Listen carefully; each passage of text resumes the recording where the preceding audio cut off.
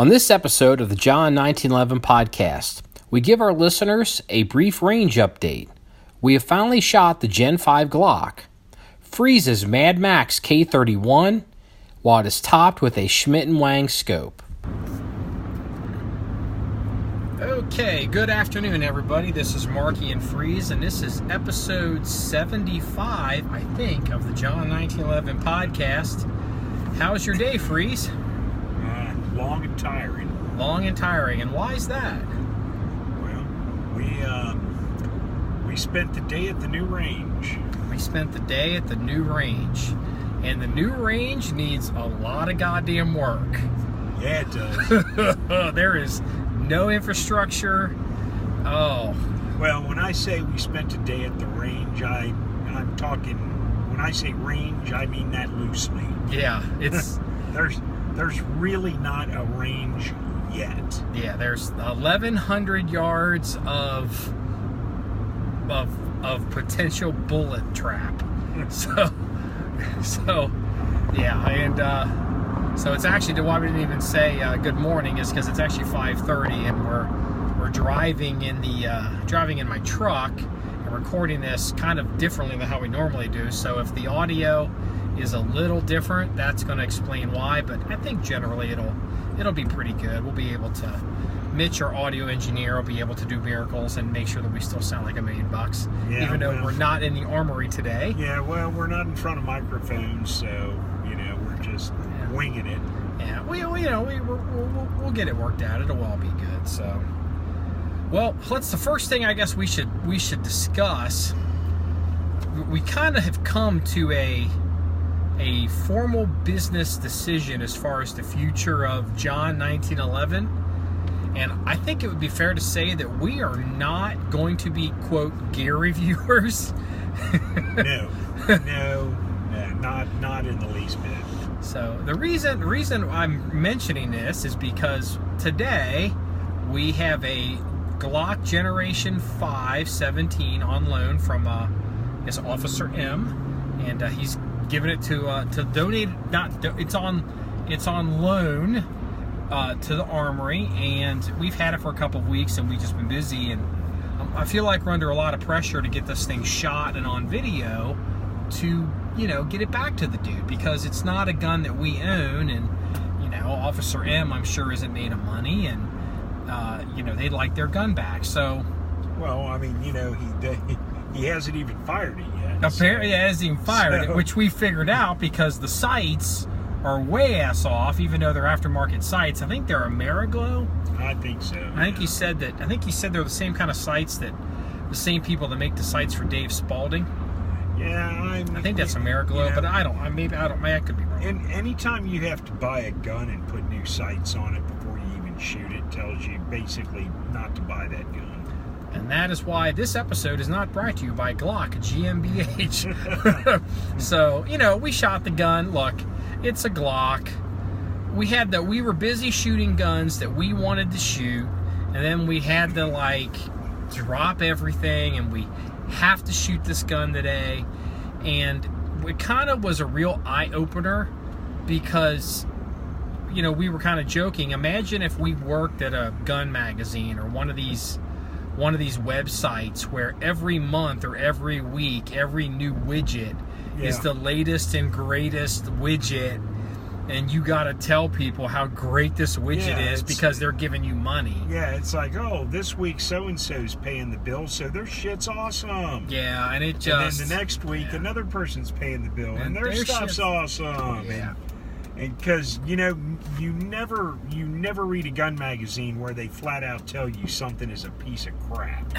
Yeah, I guess it should be said, the Glock Gen 5 is not a piece of crap. No, look, and I make mention of this in some of the video footage that we shot.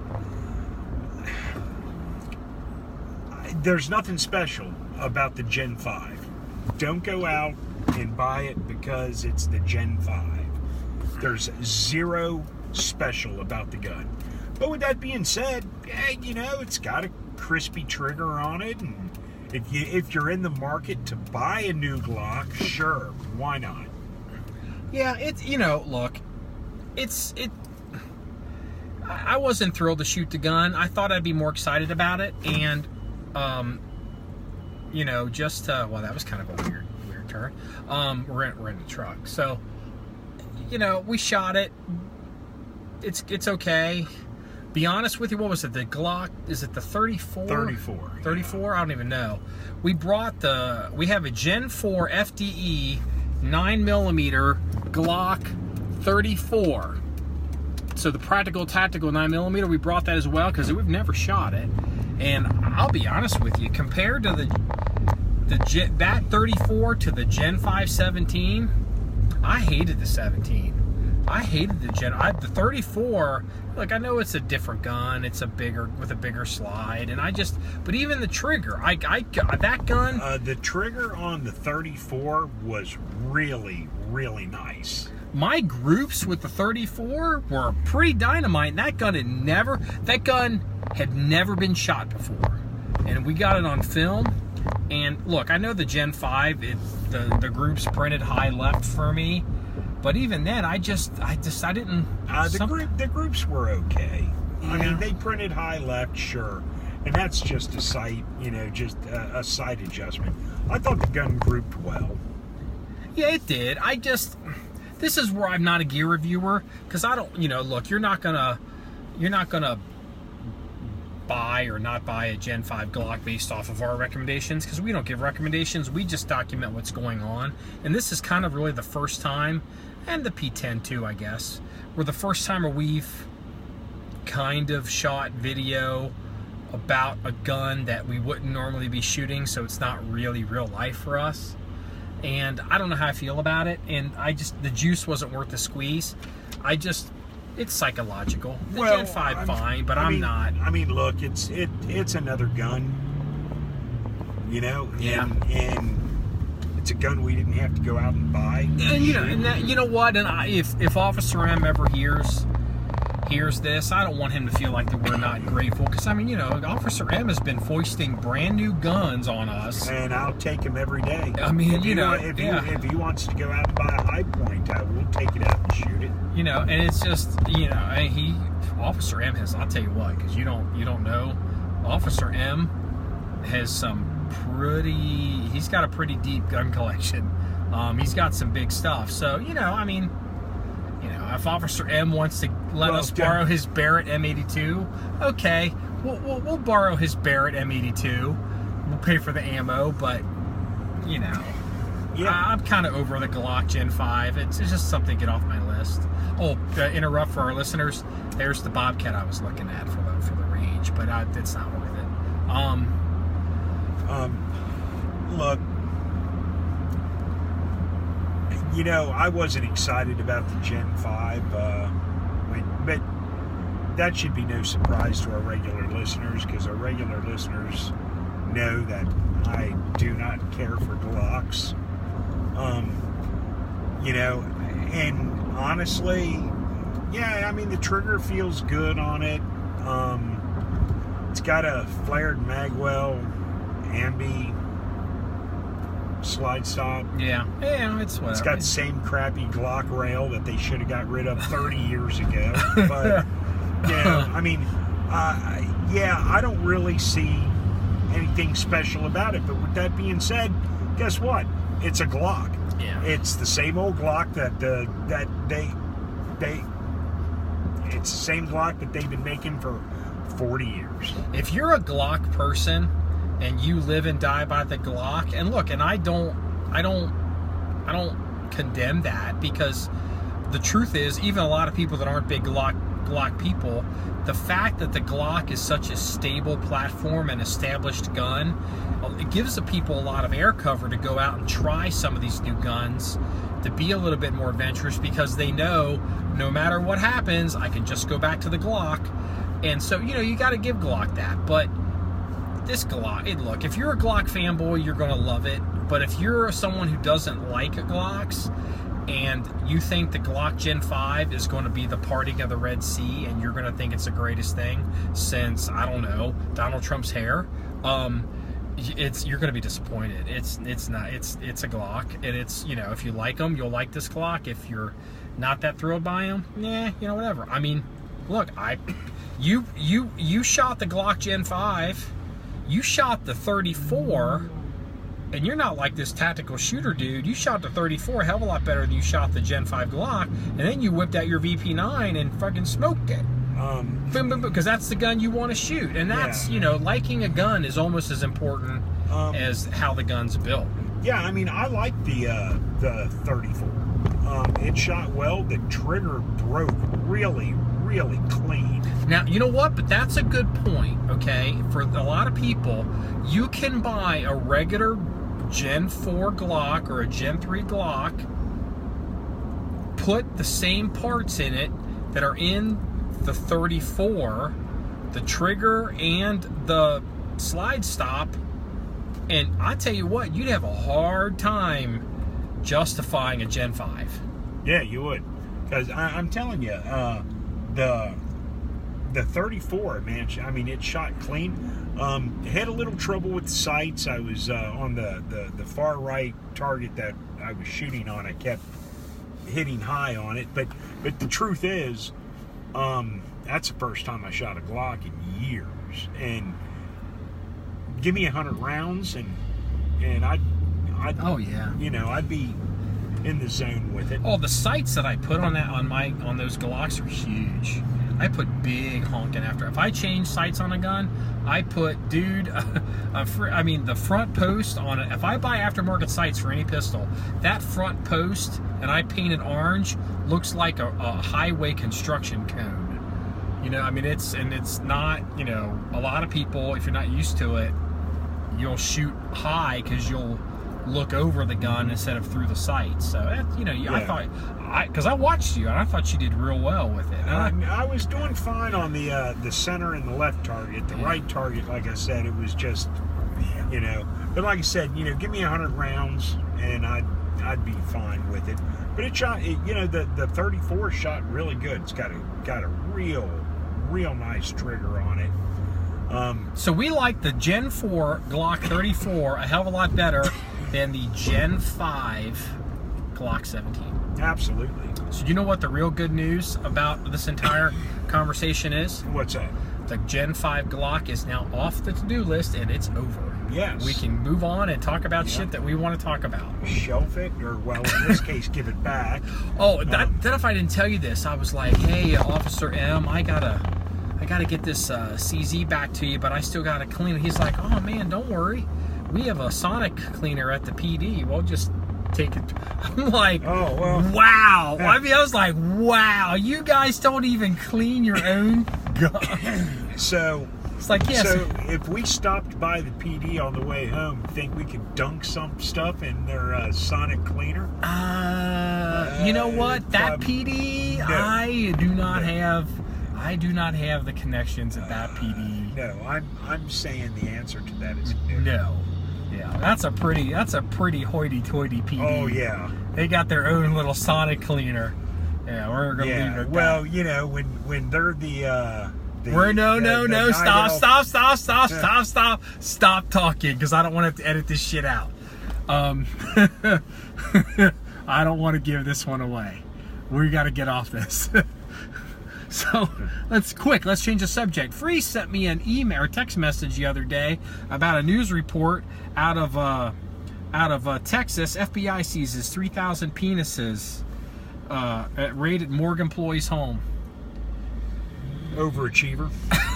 What the hell? It's like, dude, is this fake news? What the hell? I don't know, but apparently this guy is involved in some kind of like body organ black market thing, and for some reason he was collecting human penises to the tune of 3,000, and I don't know if they were like pickled in a jar but I don't even know. I mean, I don't know what to say. I don't even know how you can collect 3,000 penises. He must have been stealing multiple organs and then must have been stuck with the penises. I mean, I don't even know. Like, what's the payoff here? I don't know. They grind them. The Orientals grind them up like rhino horn and eat them. I don't know. See, you know what? I don't think the article went there, but there's not too many, quote, cultures that are into the whole organ thing. And yeah, there's not a whole lot of like Dane. There's not a big Danish organ trade. You know what I mean? So, you know, that may not be politically correct, but that's gonna be interesting. But at the end of the day, who does all that weird shit? That's gotta be the king of the police blotters for sure. That is such a bizarre story. It's like, I mean, I don't even know what to say about that. Yeah, that's just crazy. That was, you know, unbelievable. Did you hear about the guy, the snake lover, who was found suffocated to death with his pet python? Oh my God! Some douchebag snake killed him. Oh, and guys like known as like this big python guy. And this is one thing that's the advantage of doing a podcast in the truck, and so we can be together. There's a photograph of him found next to his dead body next to his snake. Oh, just. God. See, now there's going to be 1,000 snake lovers listening to this podcast going, it's not the snake, it's the owner. Oh wait, that's the pit bull. My bad. I hate snakes. You know what? The only good snake is a dead snake in my book. Actually, we had when I was out there. When I shot the video, I was shooting 1,000 yards, and the black bear walked in front of the this target on video.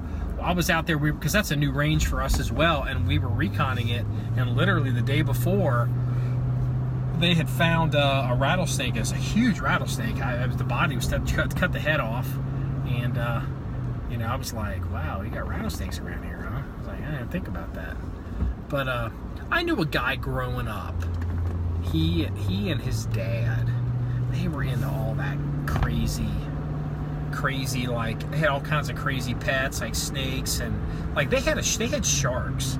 Like they literally had, and I remember like I was a kid. Where the hell do you keep a shark? This dude, it was in the 70s. You know, you could keep all kinds of crazy shit in your house. No, they had this giant fish tank, and I remember it had shark in it. It had a couple of sharks, and I remember I think they had piranhas at one point too. But I remember like the mom was trying to feed the fish or feed to something, and like I just remember as a kid, like my parents talking, like my mother talking to my father and saying that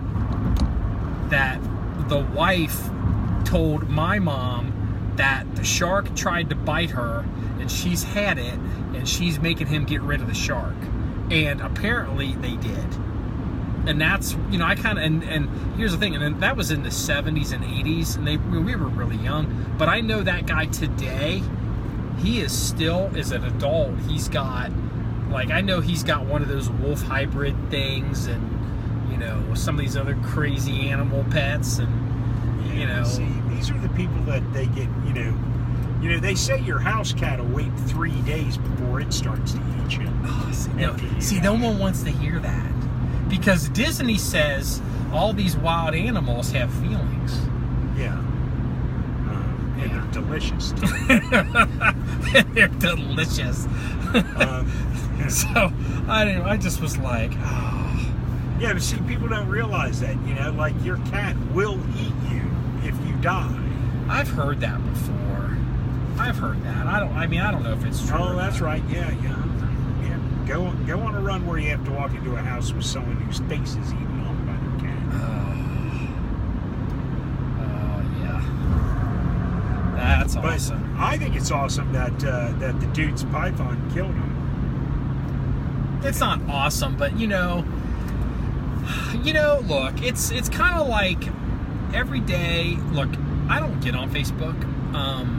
I saw something on Facebook last night because I had to get it, and it's on this particular computer, and there was a video of some girl, and she lives in California, and she's just offended and having a meltdown. She's some college girl, and just, she's pissed off about everything and everybody and all this stuff and all this drama. I mean, did she have a specific reason for her Yeah, she was like some guy was wearing a Make America Great Again hat. And basically her argument was that it's genocide. And what's genocide? Yeah, does she even know what the definition I know, is? but okay. I know. And then she's like, I'm an American, but then she hates America. And, my point is, a lot of this isn't new. It's new for a lot of the average, what I call normal people at home that don't realize the pieces of shit that certain segments of society have to deal with to keep society functioning. Like the dirt bags and the bullshit police calls and the bullshit police blotters and the bullshit arguments, and the DV calls and just all this crazy horse shit. Because so it's interesting how cameras are documenting what's really the way this has been for a long time. There's a lot of screwed up people out there, and you really should not associate with them. And definitely not. And it's like a lot of these police, what used to be a vague entry into a police blotter, like you'd see a report and like somebody died, it was crazy, and like the coroner would have like the person died of, like, what the hell was it? There was one, they put the person died of what they call it, like the cause of death. I keep thinking ill-gotten gains, but not. It was like something, like basically a nice way of saying the person basically was stupid, but they don't really go into the stupidity because they don't put all that onto the death certificate, like all the crazy details. But now with a cell phone and and the decentralization of the news, every gory detail can document how stupid people die, and now it's out there everywhere. And a lot of times people didn't realize. I mean, it just, a lot of it was covered up or sanitized by the news. Oh, people die in stupid ways all the time, and they have been for years. Yeah.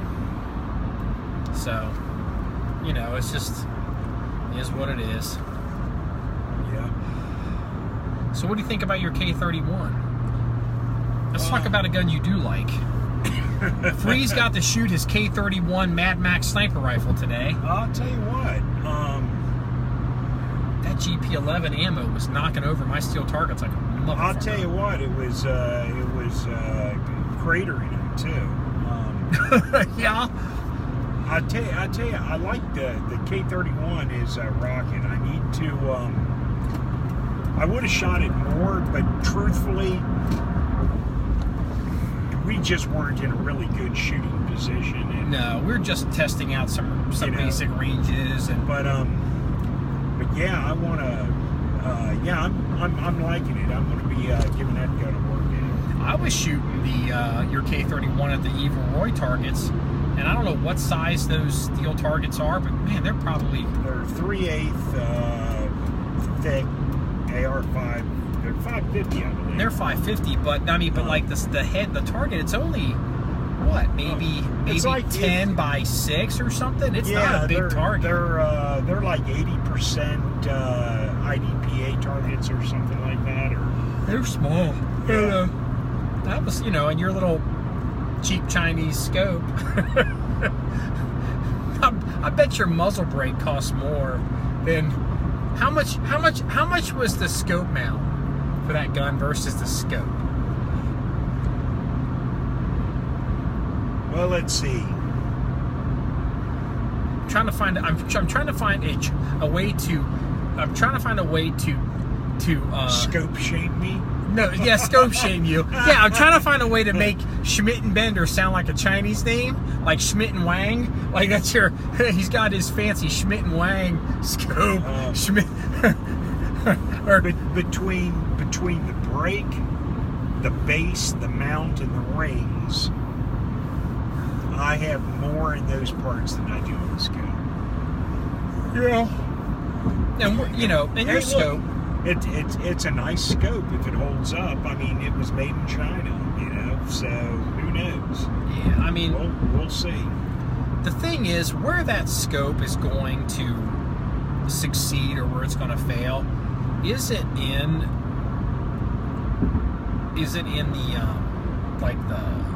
the scope itself, like it's a 10 power or a 16 power. Here's the thing, where that scope's going to have issues, if you do, it's going to be in adjustments. Yeah. And if it holds zero. But I'd be real curious, maybe you just keep the adjustments to, let the scope fail before we start planning on it failing. But oh yeah, well, what I thought I was going to do is I was going to go. We're going to shoot a box drill with it for sure. Ladders and box. Well, what I was going to do is I was just going to stencil Schmidt and Bender on the side of it. I was just going to Schmidt and Wang. I was just going to go into the armory and trade it with Blaser. Schmidt and Wang is the Schmidt and Wang scope. Yeah. The yin and yang scope. Okay. Yeah, put that on the R8. Or you have a Steiner on the R8. I've got. It depends on the what barrel. Well, one gun too. What was I shooting to? It's a Steiner. It's a Steiner. I think, but you had a Steiner. Steiner today. was on the R8 today in the 243, but the 223 on the tactical rifle, I think, is my Schmidt and Bender, my Marine Corps scope. Okay. So that's a scope I make money on if I ever sell it, but I'm not. So. Well, I just make trade your scopes. I wonder if I would notice. You're saying I wouldn't notice the scope? No, you wouldn't notice. Does the high fiddle factor on the Blazers? It's like, oh, it's my eye. It doesn't. Well, you would have you would walk in there with your Blaser Boner and Blaser Boner. Notice it. Dude, don't make me edit you out. Blaser Boner. We should make that as a shirt if we go back to the shirt business. No doubt. Blaser Boner. Hey, Blaser USA, you should support us. Yeah. Some guy reached out to me. He was like, "Hey, man, do you happen to know what kind of action that is? That you don't have to lift your elbow to cock that rifle?" I was like, considering that's me shooting the gun, yeah, it's a Blaser, and I connected. I sent him a link to Blaser USA. I said, tell him Marky from John 1911 says hi. I said, they won't know who the fuck I am, but they ought to. Yeah. With you. Yeah. I'm sure he went to their website and went, I don't mind lifting my elbow. Yeah, at the price, yeah. That's Hey, remember how I had reached out to you and I was at a pawn store and I found a Beretta with the rotating, the Beretta pistols with the rotating barrels? No, not off the top of my head. Remember I told you I saw a used Beretta pistol and they have instead of the Browning unlocking system, they rotate kind of like the Steyr Hans. Like they've been out for years. I think they're called the PX4s. Oh. I sent you a picture of it. Yeah. I know what you're talking about. Well, I'm bringing that up to bring this up because I was like, I wouldn't mind having one of those just because I really would like to just look at it for the rotating, see how reliable it is. Just a modern rotating gun. It's cheap. There are reports coming out of Europe that a Glock is coming up. It looks like a Glock 19 size pistol with a rotating barrel lockup as opposed to a Browning tilting lock. And I'm like, I don't even understand what the hell that's even for. See that picture? Yeah. I don't understand what the point is. I don't know.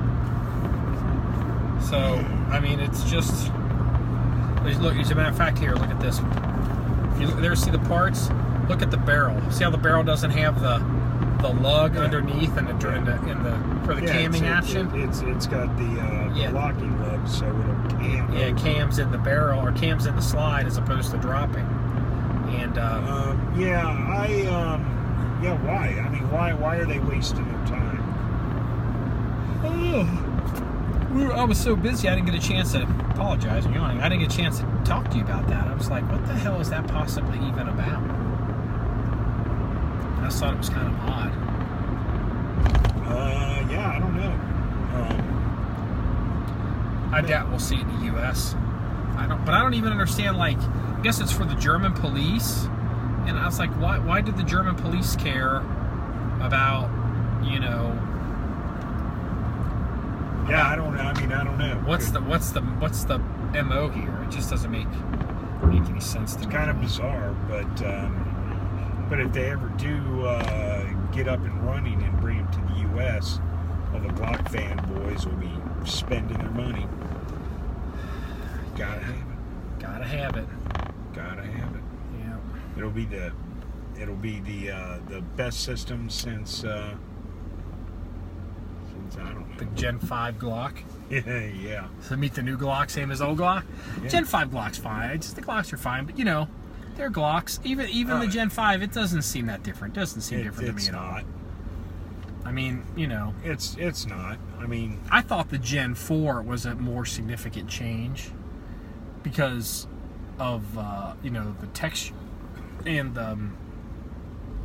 you know, the factory Glocks before the Gen4 are just like a bar of soap, and you have to go and you got to do a bunch of stuff to them.